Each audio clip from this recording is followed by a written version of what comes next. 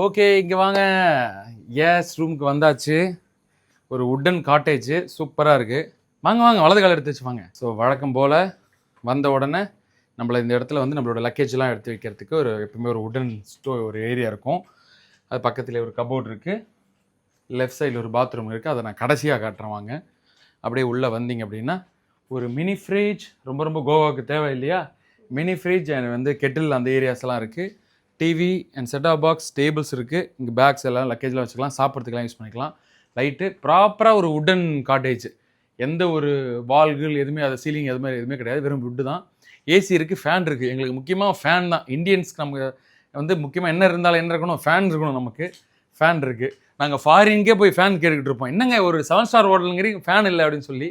அதனால் எங்களுக்கு ஃபேன் இருக்குது, ஏசி இருக்குது. சூப்பர் அழகான வந்து என்ன ஒரே ஒரு மன வருத்தம், சிங்கிள் பெட்டாக போட்டிருக்காங்க.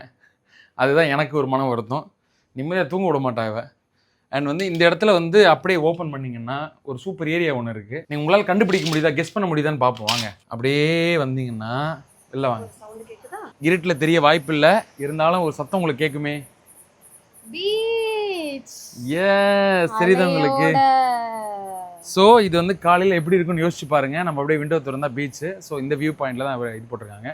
அப்படியே வந்துட்டு க்ளோஸ் பண்ணிக்கலாம். க்ளோஸ் பண்ணிவிட்டு அப்படியே வாங்க, ரெஸ்ட் ரூம் அப்படி காமிச்சார். கிளாசெட் அண்ட் குளிக்கிறதுக்கு ஒரு ஷவர் ஏரியா தனியாக கொடுத்துட்ருக்காங்க. ஸ்லைட் பண்ணிவிட்டு குளிக்கிற ஏரியா. ஸ்லைட் பண்ணாமலும் குளிக்கலாம்.